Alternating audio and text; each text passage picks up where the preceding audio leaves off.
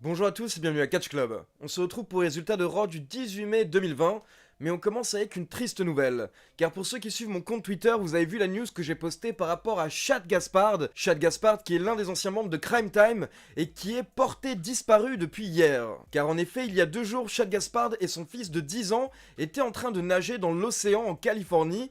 Et malheureusement, ils ont été emportés par les vagues. Ce qui fait que les sauveteurs sont intervenus, mais Chad Gaspard leur a d'abord demandé de s'occuper de son fils, puis de revenir pour lui. Les sauveteurs ont donc sauvé le fils de 10 ans de Chad Gaspard.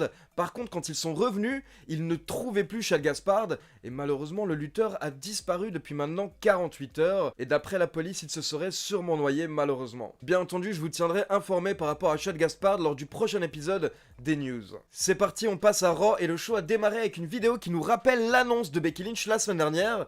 Pour rappel, Becky Lynch a annoncé qu'elle était enceinte, donc elle va devoir s'absenter de la WWE. Et pendant ce temps, Asuka est devenue la nouvelle championne de Raw. Puis Charlie Caruso nous accueille dans le ring pour un face-à-face entre Edge et Randy Orton. Et elle nous répète encore une fois que si Edge accepte le défi de Randy Orton, alors on aura sûrement le droit au plus grand match de catch de tous les temps. Orton nous rappelle que certes, Edge l'a battu dans un last man standing match, mais la semaine dernière quand Randy Orton l'a challengé à un match de catch, on a pu voir que Edge était totalement en plein doute. Du coup, Edge fait son entrée et il dit que tout ça, ce n'est qu'un jeu pour Randy Orton qui lui permet d'avoir un chèque à la fin du mois. Edge nous explique que cette vie, ce n'est pas la vie dont Randy Orton souhaitait, mais c'est la vie qu'on lui a donnée. Edge nous explique que Randy Orton ne rêvait pas d'être catcheur et il n'économisait pas tout son argent quand il était petit pour pouvoir s'acheter des billets pour les shows de catch. Alors que c'était le cas de Edge qui est fan depuis qu'il est enfant et qui est totalement passionné par le catch, c'était son rêve de devenir catcheur. Randy Orton a alors essayé d'interrompre Edge, mais Edge lui a dit de se taire. Edge nous dit que Randy Orton n'a jamais eu de grosses blessures où il faut se battre derrière pour pouvoir remonter sur le ring. Et il répète encore une fois que Randy Orton n'aime pas ce sport comme Edge l'aime. Et là, Randy Orton en a marre, donc il interrompt une nouvelle fois Edge et il lui demande une réponse. Il veut simplement une réponse à son challenge, et donc Edge s'énerve et il répond oui. Il accepte le match de catch face à Randy Orton à Backlash dans 3 semaines. Donc les deux catcheurs jettent leur micro et Randy Orton quitte le ring en fixant Edge. À ce moment-là, les commentateurs répètent une nouvelle fois qu'on va avoir le plus grand match de catch de l'histoire à Backlash. Et comme je vous l'ai expliqué ces dernières semaines, je trouve ça un petit peu dommage d'appeler ça le plus grand match de catch de l'histoire, car honnêtement la WWE place les attentes des fans beaucoup trop haut, et du coup on risque forcément d'être déçu par ce match. Ensuite, les commentateurs nous rappellent l'attaque de Seth Rollins la semaine dernière sur l'œil de Rey Mysterio, puis ils nous montrent également quand Seth Rollins et Murphy ont souhaité s'excuser, mais que ça a mené à une bagarre entre Aleister Black et Murphy. Puis on voit Seth Rollins en coulisses, et cette semaine, Seth Rollins a repris ses esprits, il est en costume avec une cravate, et il n'a plus du tout l'air perdu comme il avait l'air la semaine dernière. Rollins se tourne vers son seul disciple Murphy et il dit à Murphy qu'il a eu une révélation et il veut en parler au monde entier. Donc Rollins et Murphy se dirigent vers le ring. Pendant ce temps, les commentateurs nous expliquent que Rey Mysterio pourrait être gravement blessé à l'œil, mais il va falloir attendre que ce soit moins enflé pour pouvoir juger la situation. Donc bien entendu, c'est une storyline comme je vous le rappelle, car Rey Mysterio n'est pas réellement blessé. Et les commentateurs nous précisent également que Murphy doit affronter Aleister Black plus tard ce soir. Rollins et Murphy sont donc dans le ring, Rollins prend le micro et il dit que parfois pour se trouver, il faut perdre dans la vie. Rollins dit qu'il pensait avoir tout perdu quand il a perdu son match face à Drew McIntyre lors de Money in the Bank. Rollins nous dit qu'il est tombé dans un endroit très sombre et il n'était pas sûr de pouvoir en sortir. Mais il nous explique que sans le côté sombre, sans l'obscurité, il ne peut pas y avoir de lumière. Rollins dit qu'il a vu la lumière et qu'elle brille comme jamais. Et Rollins nous dit que c'est grâce à Rey Mysterio. Rollins dit que ce qu'il a fait à Rey Mysterio la semaine dernière a été décrit comme horrible et dégoûtant. Mais d'autres personnes ont décrit ça comme étant un acte de pénitence pour Rey Mysterio, car il ne croyait pas au Messie Seth Rollins. Mais Rollins dit qu'il ne le voit pas de cette manière. Selon Rollins, ce qui est arrivé à Rey Mysterio était malheureux, mais nécessaire. Et il précise que c'était un sacrifice pour le bien commun, pour le bien de tous. Puis Rollins s'adresse directement à Rey Mysterio en regardant la caméra. Il sait que Rey Mysterio est chez lui, et il lui dit que même si Rey Mysterio a du mal à le voir pour le moment, Rey Mysterio va comprendre que tout ça est en réalité une bénédiction pour lui. Et Rollins termine en disant... De rien Rey Mysterio, pas la peine de me remercier. Mais le Messie a été interrompu par Humberto Carrillo. Carrillo qui demande à Seth Rollins s'il pense vraiment que quelqu'un le croit dans cette salle. Puis Carrillo a traité Seth Rollins de poule mouillée et il est rentré dans le ring. Mais à ce moment-là, Murphy s'est mis entre Seth Rollins et Carrillo. Seth Rollins explique qu'il n'est pas habillé pour combattre, mais Murphy est prêt vu qu'il a déjà un match plus tard dans la soirée contre Aleister Black. Et Rollins explique que son disciple va se faire un plaisir d'affronter Humberto Carrillo tout de suite. Ça nous mène donc au premier match de la soirée, Humberto Carrillo contre Murphy, accompagnée par Seth Rollins. Et au bout d'environ 3 minutes, Carrillo allait porter un springboard, mais à ce moment-là, Seth Rollins s'est approché de lui, ce qui fait que ça a distrait Carrillo pendant quelques secondes. Puis Carrillo a tenté son springboard, mais il a été accueilli par un coup de pied de Murphy, puis le Murphy's Law pour la victoire. Et après le match, Murphy a continué de s'acharner sur Humberto Carrillo, il lui a porté un nouveau coup de genou, puis il l'a jeté contre les escaliers du coin de ring, mais Aleister Black est intervenu pour sauver Humberto Carrillo. Puis on passe en coulisses et on retrouve King Corbin, qui est invité ce soir à Raw pour affronter Drew McIntyre, et King Corbin se plaint auprès des officiels et auprès des arbitres. Il dit qu'il a été très mal accueilli à Raw et que ce n'est pas digne de l'accueil d'un roi. Puis on retrouve Liv Morgan en coulisses qui nous parle de sa mère, du fait qu'elles sont toutes les deux très similaires et qu'elles ont beaucoup de détermination. Elles sont très déterminées, et Liv Morgan nous dit que malgré le fait qu'elle a perdu face à Charlotte Flair, elle compte toujours devenir championne féminine de Raw et c'est son objectif. Honnêtement, c'était pas une super promo de la part de Liv Morgan, on comprend pas trop pourquoi elle nous a parlé de sa maman pendant 3 minutes. Puis on a le droit à l'entrée de la championne NXT Charlotte Flair. Charlotte Flair qui nous explique qu'elle est la championne NXT, elle est une superstar à Raw, et elle est même invitée à SmackDown. Puis elle nous dit qu'elle a hâte d'affronter Bayley, car elle va prouver à Bayley qu'il y a différents niveaux de champion. Puis Flair nous dit qu'elle sait que Ruby Riott a quelque chose à lui dire, donc elle demande à Ruby Riott de faire son entrée, et ça nous mène au 3e match de la soirée entre Charlotte et Ruby Riott. On a eu le droit à un match assez court, et bien entendu c'est la championne de NXT qui a remporté le match avec son figure 8 en moins de 5 minutes. Puis on retrouve Charlie Caruso en coulisses pour une interview avec Bobby Lashley, mais ils sont rapidement interrompus par MVP. MVP qui essaie encore une fois de réveiller Bobby Lashley, et il lui demande quand est-ce que Lashley va libérer Lashley. MVP a également précisé que pour le moment ils ne vont pas travailler ensemble, ils ne vont pas collaborer, car apparemment Bobby Lashley préfère affronter des adversaires qui ne sont pas importants, et il est trop occupé avec Lana. Donc MVP qui essaie encore une fois de tout faire pour que Bobby Lashley lâche Lana, et qu'il se range du côté de MVP. Puis on retrouve les Viking Raiders et les Street Profits en plein air, pour un concours de lancer de hache. Il faut savoir qu'on les a retrouvés plusieurs fois durant la soirée, mais je vais pas forcément vous faire un résumé de ce segment, c'était pas ultra intéressant. Faut juste savoir que voilà, ils ont fait un concours de lancer.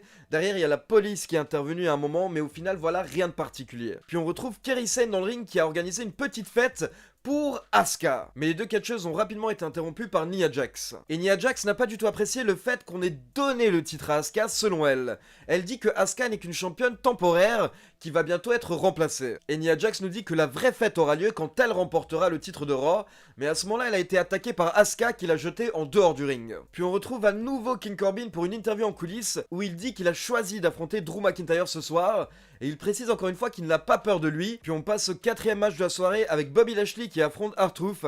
Et comme vous pouvez l'imaginer, c'est Bobby Lashley qui a remporté le match assez rapidement avec un full Nelson. Et après le match, on peut voir MVP qui fait son entrée et qui applaudit Bobby Lashley de loin. Et du coup, on voit que Lana est en coulisses et elle pète un câble quand elle voit cette scène. Elle commence à crier dans tous les sens. Ensuite, on passe en coulisses, on peut voir que Asuka et Kairi Sane sont toujours en train de célébrer.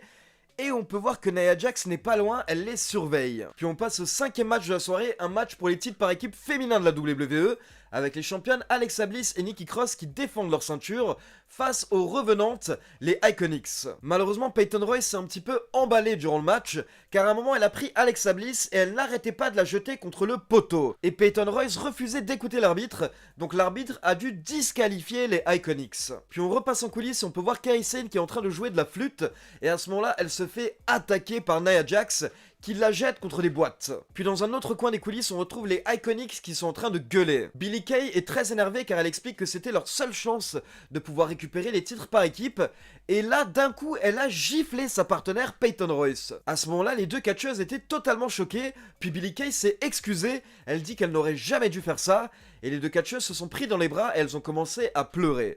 Donc on ne sait pas trop ce qui se passe entre les Iconics. Puis on retrouve Kairi Sane qui est au sol et Asuka qui vient essayer de l'aider. Et à ce moment-là, forcément, Asuka s'énerve, donc elle va trouver Nia Jax. Nia Jax qui repousse Asuka. À ce moment-là, Asuka répond avec un gros kick. Puis on passe au 6e match de la soirée, Shayna Baszler contre Natalya dans un match de soumission. Et les commentateurs nous rappellent que Shayna Baszler a justement récemment battu Natalya et que Natalya avait l'air très frustrée par cette défaite. Et bien hier soir, Natalya a à nouveau perdu en moins de 4 minutes face au Kirafuda Clutch de Shayna Baszler. Et il faut savoir qu'après le match, Natalya a pété un câble. Car on avait des employés qui étaient en train de mettre en place le set du Kevin Owens Show, Mais Natalya s'est énervée, elle a commencé à jeter les chaises, etc. Et on entend même Samoa Joe qui dit aux commentaires que Natalya va peut-être devoir prendre une petite pause, car là, clairement, elle ne va pas bien. Puis les commentateurs nous rappellent que la semaine dernière, les 3 poulains de Zelina Vega s'étaient pas mal embrouillés lors de Raw, et justement, on retrouve Zelina Vega avec son écurie en coulisses. Austin Theory avait l'air de s'embrouiller avec Andrade et Angel Garza, mais Zelina Vega a dit qu'elle en a marre et il faut qu'ils arrêtent. Puis on passe dans le ring et on retrouve Kevin Owens qui est de retour et justement il accueille Zelina Vega, Andrade, Angel Garza et Austin Theory pour le Kevin Owens Show. Zelina Vega fait une petite promo pour mettre en avant ces 3 catcheurs, puis elle a dit que Kevin Owens leur manquait de respect car il était au bord du ring et même pas dans le ring avec eux. Et Owens répond que s'il n'est pas dans le ring, c'est pour laisser de la place car ils ne sont pas les seuls invités. Il y a un autre catcheur qui est invité au Kevin Owens Show et à ce moment-là on a le droit au retour d'Apollo Crews. Apollo Crews qui attaque directement Andrade. Et ça nous mène à un match avec Kevin Owens et Apollo Crews contre Andrade et Angel Garza. Et il faut savoir qu'Austin Theory a essayé d'intervenir vers la fin du match, mais par erreur il a frappé Angel Garza. Et derrière ça a permis à Apollo Crews de porter son finisher pour la victoire. Donc vainqueur Kevin Owens et Apollo Crews. Et après le match on peut voir Austin Theory qui essaye de s'excuser, mais il est directement attaqué par Andrade, puis Angel Garza le rejoint également, et Garza et Andrade attaquent Austin Theory et ils le jettent même plusieurs fois contre les barrières. Ensuite on a droit à une petite interview du champion Drew McIntyre qui nous assure que ce soir il va battre King Corbin, mais il nous précise également que cette nouvelle règle du Brain to Brain Invitation va nous permettre d'avoir des Dream Match qu'on n'aurait pas pu avoir sans cette règle. Puis on passe au 8ème match de la soirée, Aleister Black contre Murphy, accompagné par Seth Rollins. Et durant ce match, on peut voir que Austin Theory est toujours au bord du ring, il a l'air totalement dépité par la trahison de Angel Garza et Andrade. Et petit à petit, durant le match, on peut voir que Rollins se rapproche d'Austin Theory, il le regarde, et à un moment, il lui tend la main, il veut l'aider à se relever. Et alors qu'Aleister Black allait porter son finisher à Murphy, Seth Rollins aide Austin Theory à se relever, puis il envoie Austin Theory attaquer Aleister Black dans le ring, ce qui cause forcément la disqualification de Murphy. Et on se retrouve dans le ring avec Seth Rollins qui donne des ordres à Murphy et à Austin Theory. Il leur dit de s'acharner sur Aleister Black, et Austin Theory porte son ATL à Aleister Black. Puis Seth Rollins va vers Austin Theory et il le prend dans ses bras. Donc personnellement je trouve ça génial car pour ceux qui regardent mes dernières reviews de Raw, vous savez que je souhaite justement que Seth Rollins trouve de nouveaux disciples, et selon moi nous ne sommes qu'au début de cette storyline de Messi. Donc je suis très content de voir Seth Rollins qui trouve un nouveau disciple en la personne de Austin Theory. Puis on retrouve Apollo Crews en coulisses qui lance un défi à Andrade, il souhaite l'affronter pour le titre des États-Unis. Donc le match aura lieu la semaine prochaine à Raw. Puis on passe au main event avec les entrées de Drew McIntyre et King Corbin, mais à ce moment-là on a également le droit à l'entrée de MVP et Bobby Lashley. Et MVP explique que Lashley et lui sont très intéressés par ce match. Puis il donne le micro à Bobby Lashley, et Bobby Lashley prévient Drew McIntyre. Lashley dit qu'il va récupérer le titre WWE, et il le prendra coûte que coûte. Puis on passe au main event et on a eu le droit à un bon match d'environ 10 minutes, mais bien entendu c'est Drew McIntyre qui a remporté le match avec son Claymore Kick. Et après le match on peut voir MVP qui est en train d'applaudir Drew McIntyre, et McIntyre gueule. Il dit qu'il veut un match face à Bobby Lashley, et Bobby Lashley commence à aller vers le ring, mais il est retenu par MVP. Donc voici la nouvelle rivalité du champion Drew McIntyre. Apparemment on se dirige vers un McIntyre contre Bobby Lashley à WWE Backlash. Donc voilà, c'est tout pour les résultats de Raw. Maintenant c'est à vous, comme d'habitude, n'hésitez pas à me laisser vos avis dans les commentaires. Et n'oubliez pas de liker la vidéo, de vous abonner à la chaîne et de cliquer sur la petite cloche pour être informé de la sortie des prochaines vidéos. On se retrouve demain pour les pronostics de AEW Double or Nothing, le show qui aura lieu ce week-end. Ciao tout le monde!